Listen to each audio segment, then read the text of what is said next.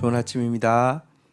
역대하 21장 1절에서 20절 말씀 보도록 하겠습니다. 1절 여호사밧이 그들의 조상들과 함께 누움에 그의 조상들과 함께 다윗성에 장사되고 그의 아들 여호람이 대신하여 왕이 되니라. 2절 여호사밧의 아들 여호람의 아우들 아사랴와 여히엘과 스가랴와 아사랴와 미가엘과 스바다는 다 유다 왕 여호사밧의 아들들이라. 3절 그의 아버지가 그들에게 은금과 보물과 유다 견고한 성읍들을 선물로 후히 주었고 여호람은 장자이므로 왕위를 주었으니. 4절 여호람이 그의 아버지의 왕국을 다스리게 되어 세력을 얻은 후에 그의 모든 아우들과 이스라엘 방백들 중 몇 사람을 칼로 죽였더라. 5절 여호람이 왕위에 오를 때의 나이가 32세라 예루살렘에서 8년 동안 다스렸느니라. 6절 그가 이스라엘 왕들의 길로 행하여 아합의 집과 같이 하였으니 이는 아합의 딸이 그 아내가 되었습니다. 그가 여호와 보시기에 악을 행하였으나. 7절 여호와께서 다윗의 집을 멸하기를 즐겨하지 아니하셨음은 이전에 다윗과 더불어 언약을 세우시고 또 다윗과 그의 자손에게 항상 등불을 주겠다고 말씀하셨음이었더라. 자, 여호사밧의 이제 그 왕위를 물려받은 여호람에 대한 내용을 오늘 다루게 될 것입니다. 여호람은 이제 장자에서 이제 여호사밧이 왕위를 물려 주었고요.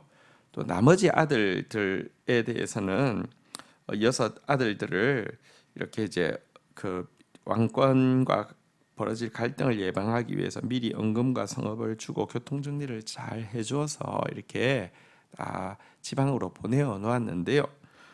여호람이 자기 왕권이 견고해지자 제일 먼저 한 일은 그의 아우들, 죄 없는 아우들을 다 죽이는 일을 하였습니다. 그들에게 있는 은금과 성읍들을 탐내거나 괜히 자기 자리를 이렇게 불안하게 느끼고 그것들을 죽여버린 일을 하였습니다. 이런 일을 했던 되게 중요한 이유가 무엇인지에 대해서 오늘 그 이제 6절에 잘 나와 있는데요. 이 일을 한 제일 중요한 이유는 그의 아내가 아합의 딸이었기 때문에 그렇습니다.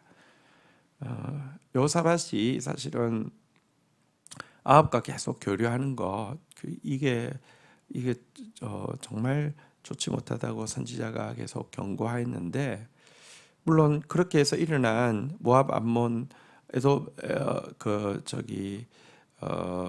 에돔 사람들의 공격은 하나님이 기적적으로 막아주셨지만 실은 그것이 내부적으로 미치는 악영향은 막을 방법이 없었죠. 자기가 결혼 동맹을 통해서 며느리를 그렇게 봤더니 그 영향에 의해서요. 지금 여호람은 유다의 왕이지만 성경에 여기 보니까 이스라엘 왕들의 길로 행하였다 이렇게 기록을 하고 있습니다. 정말 우리가 하나님의 그 뜻대로 하지 않는 것, 곧 악과 짝하는 것은 얼마나 심각한 손해를 일으키는지를 우리는 분명히 알아야 합니다. 그럼에도 불구하고 유다가 망하지 않은 것은 여호와께서 다윗의 집과 맺은 언약 때문에, 다윗의 후손에게 항상 등불을 주겠다는 약속 때문에 망하게 하시진 않았지만 이것이 여러분 얼마나 큰 고통을 끼치고 또 그 개인에게도, 여호람 개인에게도 얼마나 큰 재앙이 되었는지 우리가 이어지는 내용을 통해서 한번 좀 보도록 하겠습니다. 8절입니다. 여호람 때에 에돔이 배반하여 유다의 지파에서 벗어나 자기 위에 왕을 세움으로. 9절 여호람이 지휘관들과 모든 병거들을 거느리고 출정하였더니 밤에 일어나서 자기를 애워싼 에돔 사람들과 그 병거 지휘관들을 쳤더라. 10절 이와 같이 에돔이 배반하여 유다의 지배에서 벗어났으니 오늘까지 그러하였으며 그때에 림나도 배반하여 여호람의 지배에서 벗어났으니 이는 그가 그들의 조상들의 하나님 여호와를 버렸음이더라. 자, 여호람이 악을 행하자 내부적으로 균열들이 일어나기 시작하는데요. 우선은 유다의 지배하에 있던 에돔이 배반을 하게 되었습니다. 그러니 이제 배반을 하고 한동안 왕을 세우지 못했는데 왕도 자체적으로 세우게 되었습니다. 그러자 이제 여호람이 그 징벌을 하겠다고 출정했지만 도리어 포위를 당해가지고요, 야간에 기습을 당해서 겨우 도망 나오게 되었고요. 그 이후로는 에돔에 대한 지배권을 이제 회복할 수 없게 되었다, 이런 내용이 나와 있습니다. 또 뿐만 아니라 유다 중심부에 있는 성읍 림나가 독립선언을 하게 되었습니다. 이 성은 제사장들의 성읍인데요.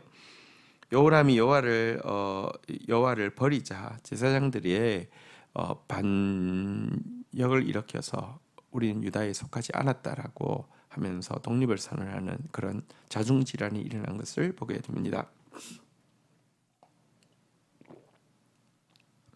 또 이어지는 내용 한번 보겠습니다. 11절.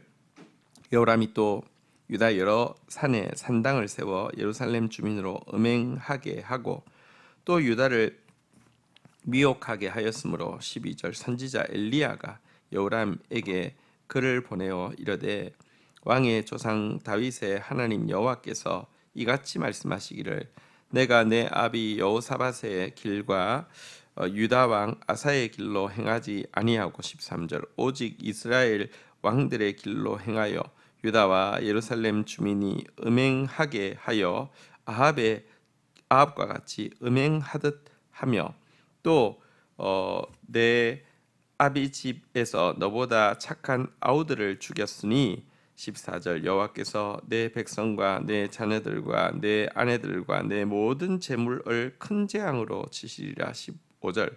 또 너는 창자의 중병이 들어 그 병이 날로 중하여 창자가 빠져나오리라 하셨다 하였더라. 하지만 이런 그 경고들에도 불구하고요, 에돔이 독립하고 또 림나가 독립하고 이런 경고들에도 불구하고 우상 숭배에 빠져 있으면요, 우상 숭배는 여러분 죄에 대해서 둔감해지게 하고 교만에 고양되어지게 합니다. 자기가 잘못한 건 하나도 없고요, 항상 떠벌리면서 자기를 자랑하죠. 그래서 백성들에게도 이 우상 숭배에 빠지게 합니다. 바알 아세라 신앙의 의식 안에는 음행이 들어 있고요. 이런 의식, 우상 종교라는 것 자체가 하나님을 두려워하는 게 아니라 자아를 강화시키는 거잖아요, 그죠? 너 하고 싶은 대로 하라는 거잖아요. 여기에 막 음행까지 들어 있으니 얼마나 사람들이 미치겠습니까? 이 길로 인도하였습니다. 그러자 선지자 엘리야가 편지를 써서 그에게 명백하게 경고하고 있습니다. 너가 이 여호사밧의 길 또 아사의 길로 행하지 않고 이스라엘 왕들의 길로 행하여서 이 백성들을 하나님 앞에서 음행하게 하였고 또 너보다 착한 아우들을 죽였기 때문에 이제 너와 너의 백성에게 큰 재앙이 있을 것이고 너는 창자의 중병이 들어서 창자가 빠져나와서 죽게 될 것이다, 이렇게 경고했습니다. 바로 시행하지 않고 경고하신 이유는 무엇일까요? 경고 듣고서라도 돌이키기를 원하시는 게 하나님의 마음이죠. 하지만 경고 듣고 하나님 두려워하지 않는 사람은 경고도 두려워하지 않죠. 자, 그렇다고 건강 염려를 안 하는 건 아니죠. 건강이 좋다는 건 다 챙겨 먹겠지만 특별히 장에 좋다는 거, 이 창자에 중병이 든다 그러니까 장에 좋다는 건 다 챙겨 먹겠지만 건강 염려는 하지만 하나님 말씀 두려워하지 않습니다. 자, 그렇게 될 때 어떤 일이 일어나게 됩니까? 16절부터입니다. 여호와께서 블레셋 사람들과 구스에서 가까운 아라비아 사람들의 마음을 격동시키사 여호람을 치게 하셨으므로 17절. 그들이 올라와서 유다를 침략하여 왕궁의 모든 재물과 그의 아들들과 아내들을 탈취하였으므로 막내 아들 여호아하스 외에 한 아들도 남기지 아니하였더라. 18절. 이 모든 일 후에 여호와께서 여호람을 치사 능히 고치지 못할 병이 그 창자에 들게 하셨으므로 19절. 여러 날 후 2년 만에 그의 창자가 그 병으로 말미암아 빠져나오매 그가 그 심한 병으로 죽으니 백성이 그들의 조상들에게 분향하던 것 같이 그에게 분향하지 아니하였으며 20절 여호람이 32세에 즉위하고 예루살렘에서 8년 동안 다스리다가 아끼는 자 없이 세상을 떠났으며 무리가 그를 다윗성에 장사했으나 열왕의 묘실에는 두지 아니하였더라. 엘리야의 예언이 그대로 이루어지게 되는 것을 보게 됩니다. 구스, 그러니까 이 뭐 큰 세력이죠. 이집트 구스, 여기에서 전쟁을 걸어와서요. 정말 블레셋 구스 또 아라비아 사람들이 합심하여서 전쟁을 걸어와서요. 막내 아들 요아스를 제외한 모든 왕궁의 왕자들 후궁들 다 사로잡아 가게 되었고요.